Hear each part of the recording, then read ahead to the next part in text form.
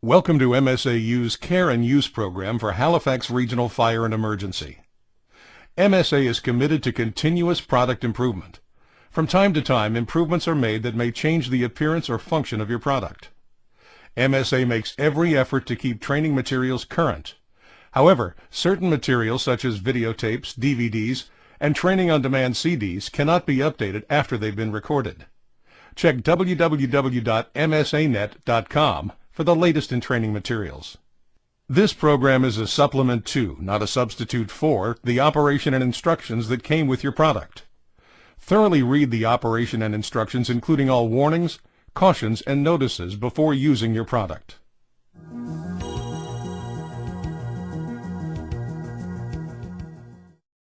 The M7 power module and pass device mounts permanently to the backplate.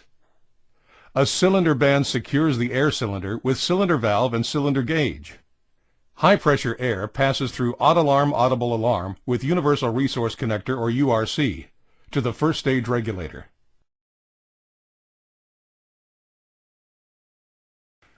Two hoses lead out of the first stage regulator. A high-pressure hose connects to the M7 control module and pass device. The M7 control module displays either remaining cylinder pressure or calculated remaining service time.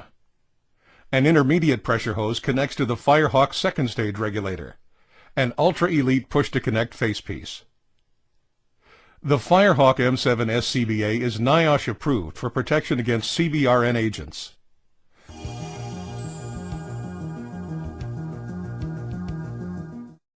Thoroughly inspect the SCBA upon receipt, before each use, and once a month. If any condition exists that could impair the function of the apparatus, place the SCBA out of service. Notify your station officer, and tag SCBA with detailed explanation of reason for taking it out of service. Clean and bag the SCBA, notify logistics. If there is a difference between the cylinder gauge and the control module of more than plus or minus 5%, the SCBA that is to be taken out of service must be kept as a complete unit, including backplate and cylinder. If the unit has been involved in a near miss or no air emergency, the complete SCBA that is to be taken out of service must be kept as a complete unit, including backplate and cylinder. Inspect the backplate for cracks, weakened areas, or heat or chemical damage. Inspect the harness for cuts, tears, abrasions, or heat or chemical damage.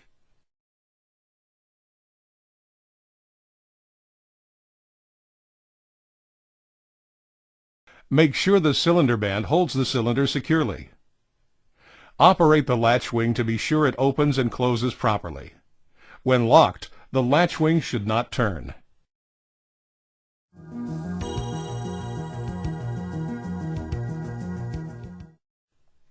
Inspect the housing for cracks.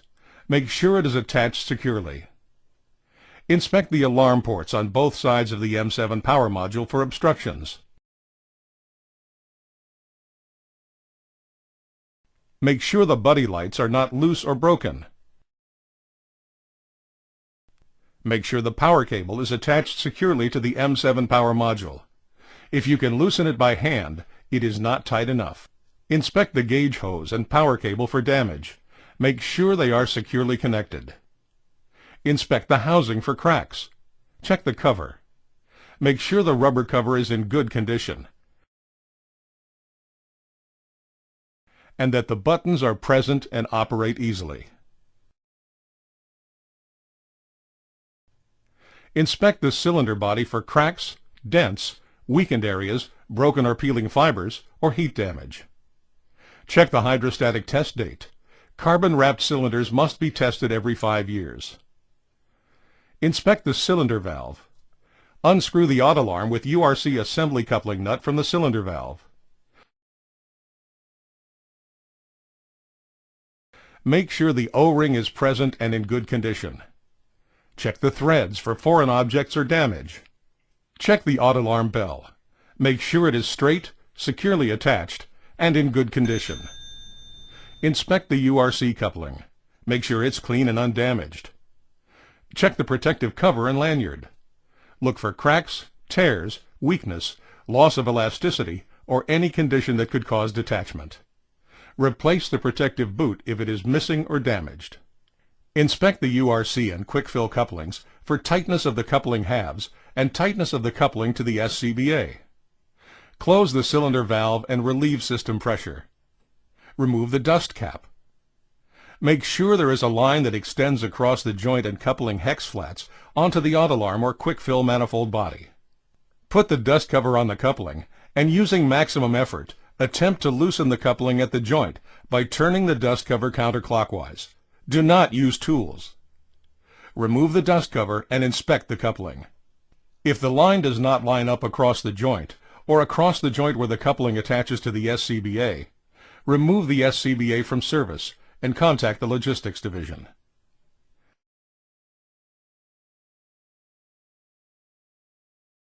Make sure the needle and gauge face are clearly visible and that the gauge stem is not bent. Inspect the first stage regulator mounting bracket for cracks, weakened areas, or heat or chemical damage. Make sure the screws are tight and that the bracket holds the regulator securely.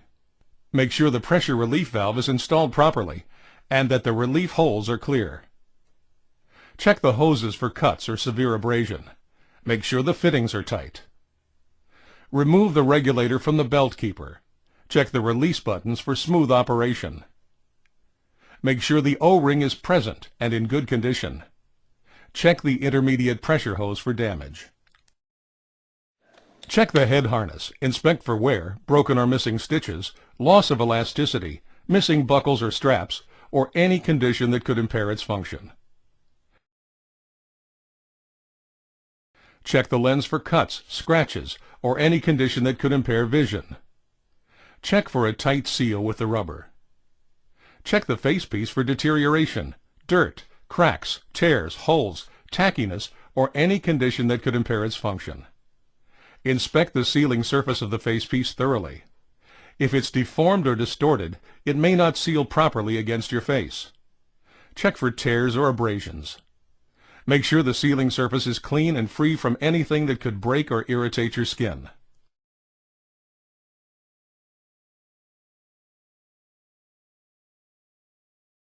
Remove the M7 HUD. Check the facepiece rubber underneath for holes or tears.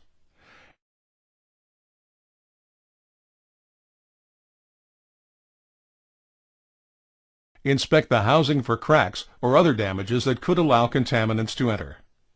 Make sure the battery cap is tight. Reassemble the M7 HUD to the bracket.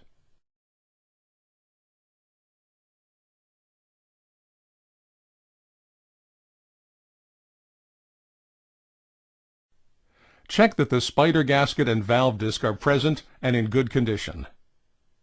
Make sure that the nose cup is clean, undistorted, and properly installed. Gently roll back the nose cup exhalation valve discs. It must be clean, flexible, and intact. Check the valve seat. It must be free of dirt, cracks, tackiness, or any condition that could interfere with a good seal. Conduct the following functional tests with a full cylinder before each use. Always make sure the bypass is closed and the regulator is off before pressurizing the system. Pressurize the system by opening the cylinder valve all the way. As the pressure rises between 50 and 200 psig, the autolarm bell rings. The M7 HUD cycles through its startup sequence. 4 green LEDs on and off.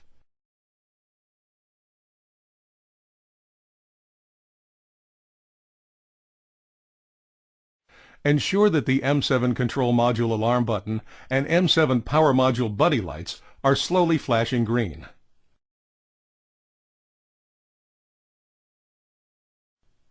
Check the pass device by keeping the unit motionless until it goes into pre-alarm, about 20 seconds. Listen for pass pre-alarm tones. Verify that the buddy lights, M7 control module alarm button are slowly flashing red, and that the M7 HUD orange LED is lit.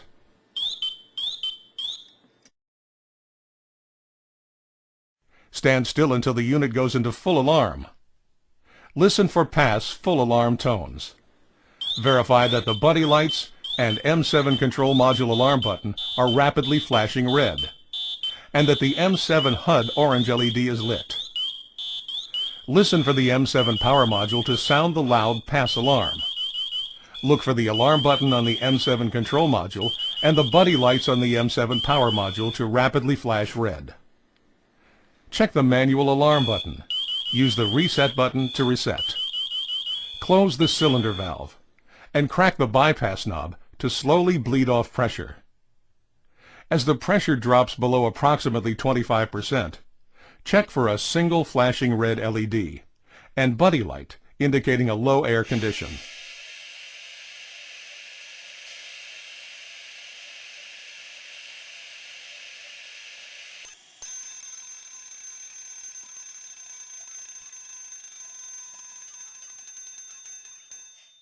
Once the system is fully depressurized, turn off the M7 control module by double pressing the reset button. If the AutoLarm bell fails to ring, the M7 control module fails to sound alarm tones and flash warning LEDs, or the M7 HUD fails to display as described, the apparatus may not provide protection as designed. Remove the SCBA from service and contact the Logistics Division. Failure to follow this warning can result in serious personal injury or death.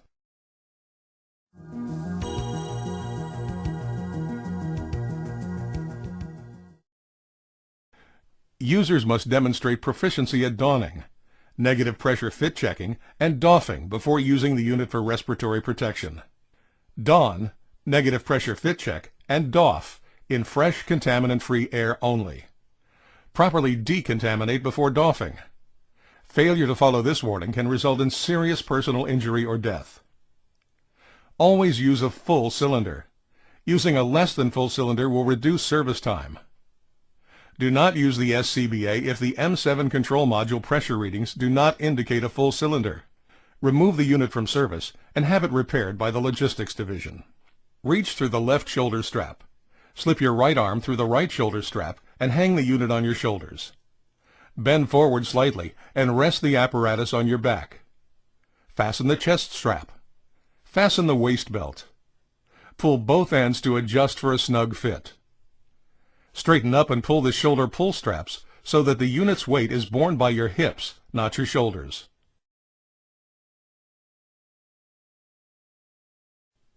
Grasp the straps and place your chin in the chin cup. Pull the harness over your head. Pull the harness yoke down and center it on the back of your head. Tighten the lower straps first by pulling them straight back, not out. Tighten the temple straps the same way. Adjust for a snug fit against the face. Perform a negative pressure seal check before each use and before re-entering a contaminated area. Block the inlet adapter with your hand. Inhale and hold your breath for at least 10 seconds. The facepiece should collapse and stay collapsed for the entire 10 seconds. If it does not, adjust the facepiece fit and test again. Do not pressurize the system. Repeat the test using the regulator to block the inlet adapter. If the facepiece does not pass a negative pressure fit check, remove the facepiece from service and contact the Logistics Division. Pull the flash hood over the harness.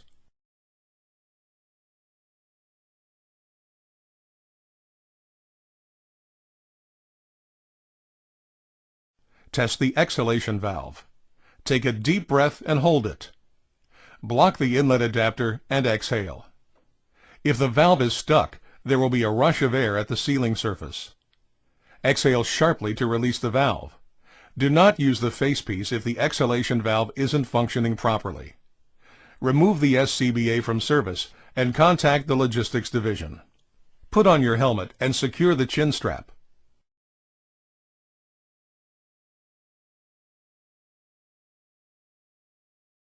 Fasten the neck protector flap.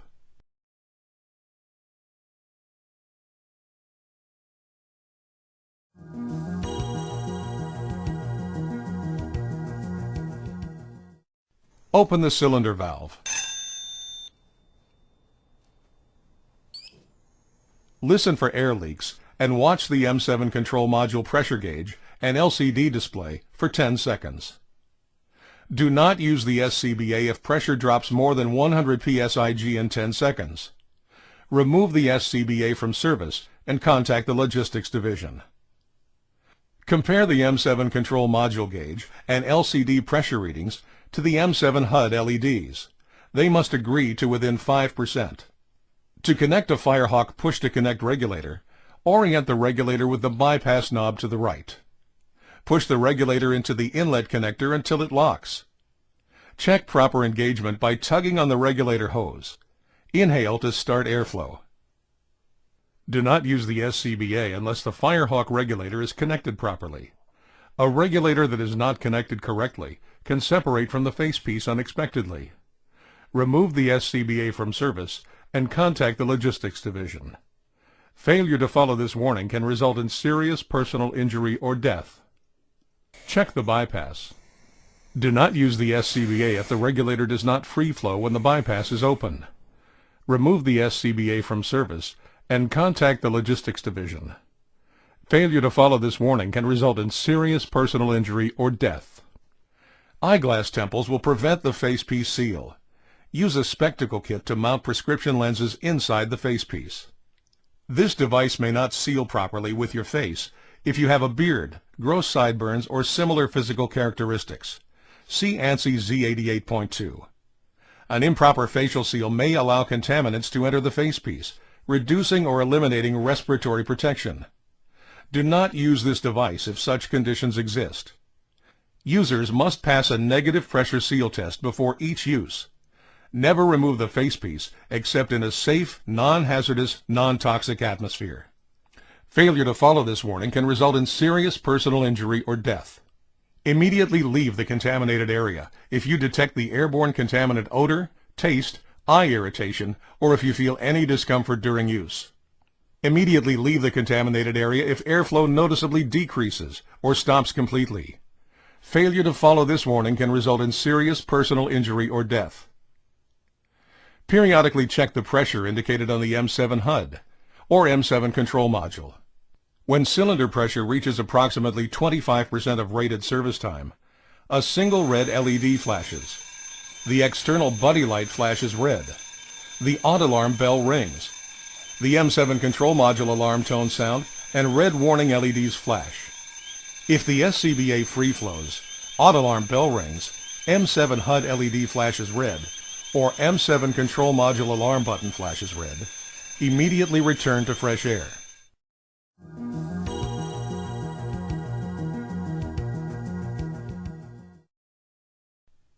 Do not disconnect the regulator before decontaminating respirator and protective clothing. Otherwise, exposure to contaminants may result. Failure to follow this warning may result in serious personal injury or death.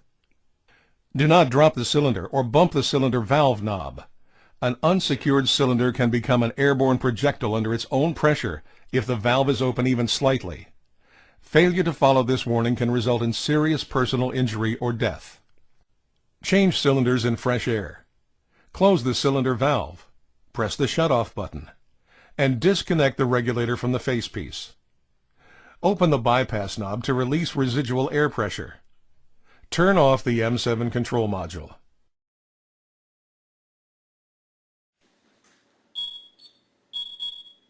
The second person will unscrew the AutoAlarm alarm coupling nut.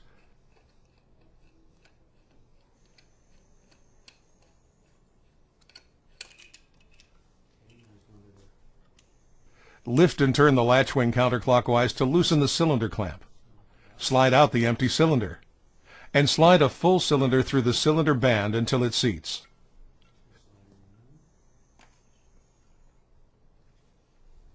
Check the coupling nut O-ring. Make sure it's present and in good condition. Connect the AutoAlarm with URC assembly. Hand tighten the coupling nut. Do not use tools.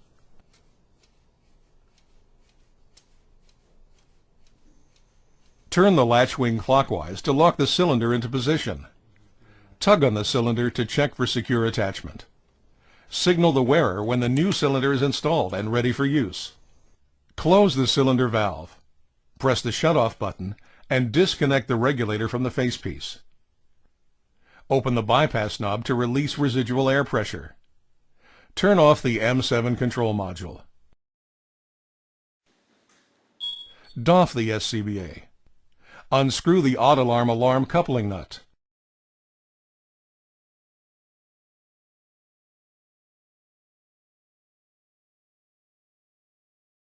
Lift and turn the latch wing counterclockwise to loosen the cylinder clamp. Slide out the empty cylinder, and slide a full cylinder through the cylinder band until it seats.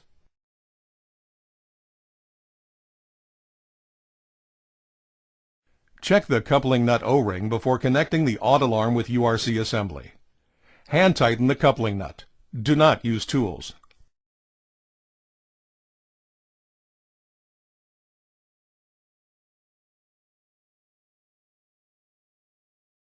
Turn the latch wing clockwise to lock the cylinder into position. Tug on the cylinder to check for secure attachment.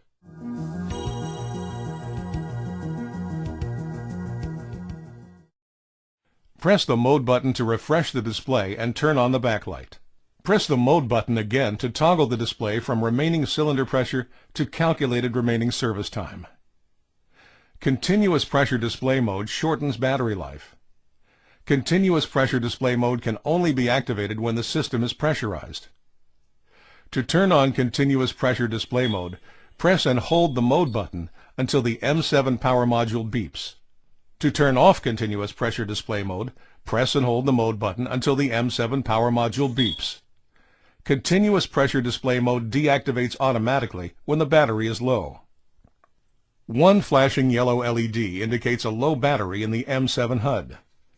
Double flashing yellow LEDs indicate a low battery in the M7 control module.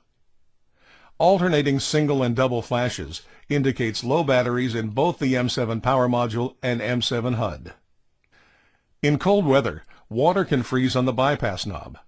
Check for ice and make sure the bypass knob is operational before connecting the Firehawk regulator. NIOSH certification requires a nose cup at temperatures below 32 degrees Fahrenheit.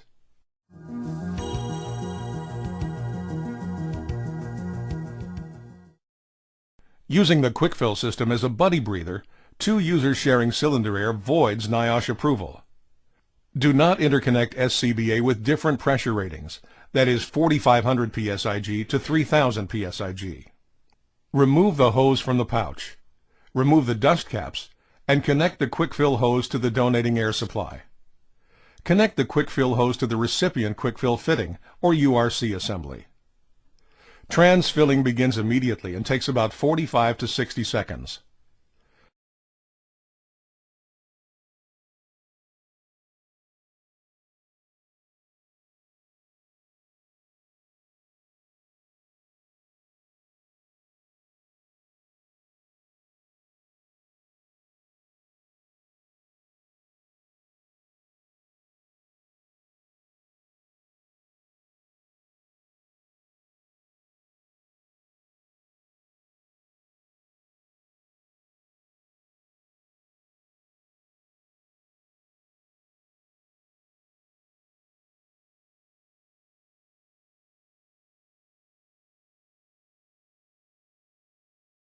Disconnect the quick fill hose. Cover the fittings immediately. Purge residual pressure by pressing the center of the dust cap. Discard the hose and go to fresh air.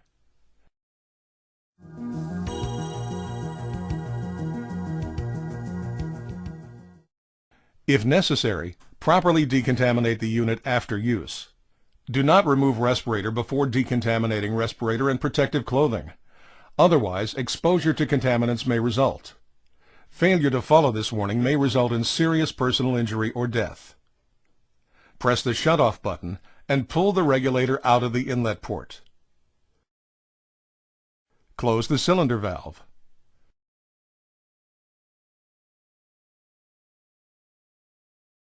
Open the bypass to release system pressure.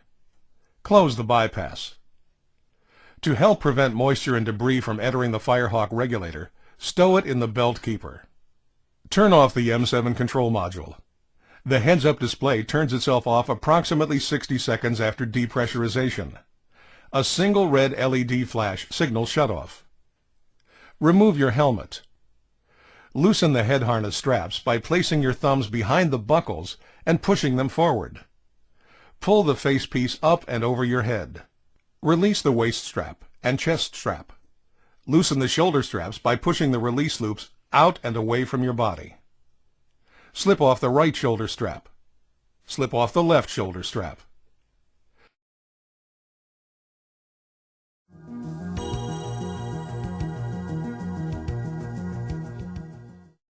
In general, only the facepiece requires cleaning and disinfecting after each use.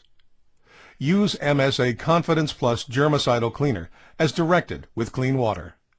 Let air dry or use a clean, soft, lint-free cloth to wipe down. Do not use alcohol as a germicide because it may deteriorate rubber parts. Follow label instructions to mix MSA Confidence Plus germicidal cleaner into water, no hotter than 110 degrees Fahrenheit.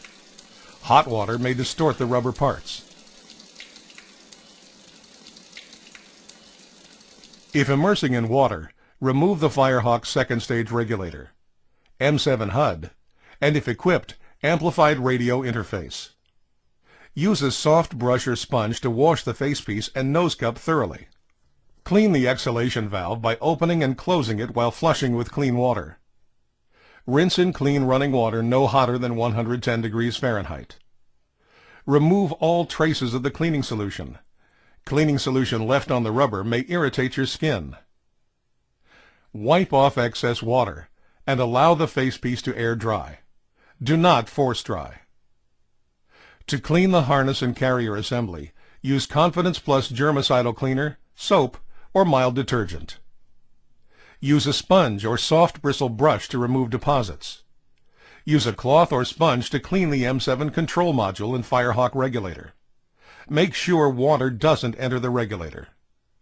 Allow the regulator to air dry.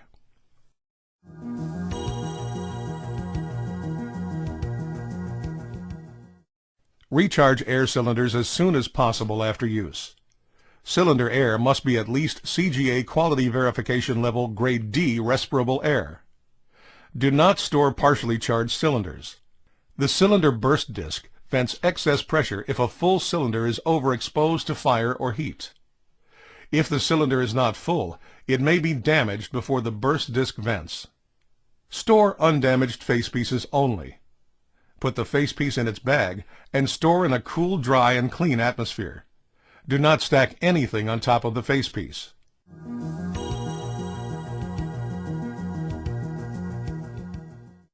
Use buckle to loosen the power module battery compartment cap.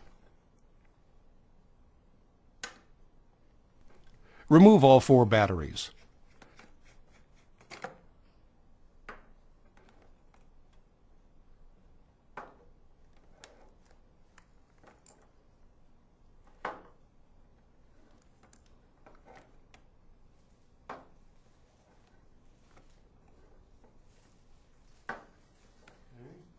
Check the battery compartment O-ring.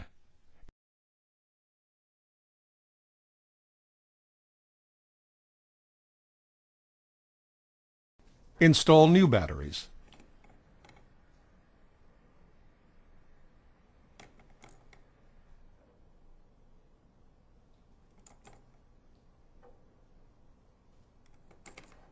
Reinstall the power module battery compartment cap. Use buckle to tighten the cap.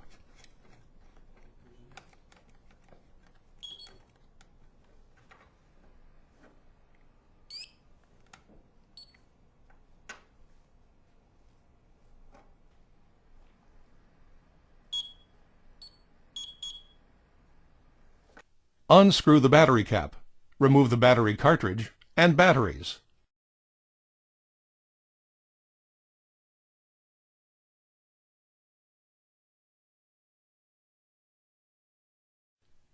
Make sure the battery compartment is clean and dry. Check O-ring. Make sure it is intact and installed properly.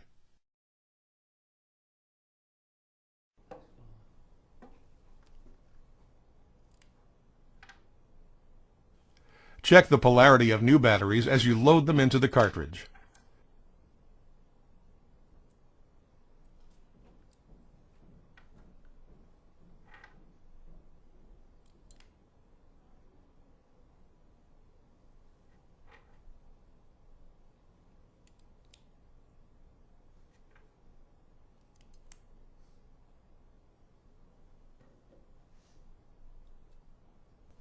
Line up the alignment features and reinstall the battery compartment cap.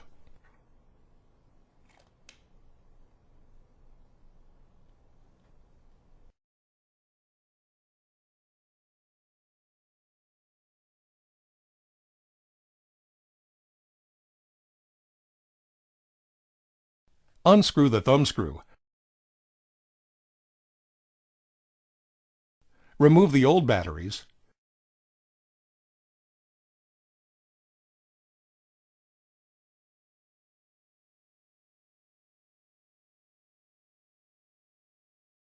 Check battery polarity and install new batteries.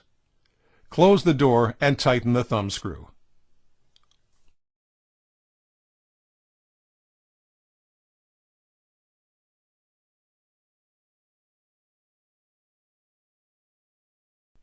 For more information about this or any other MSA product, visit www.msanet.com.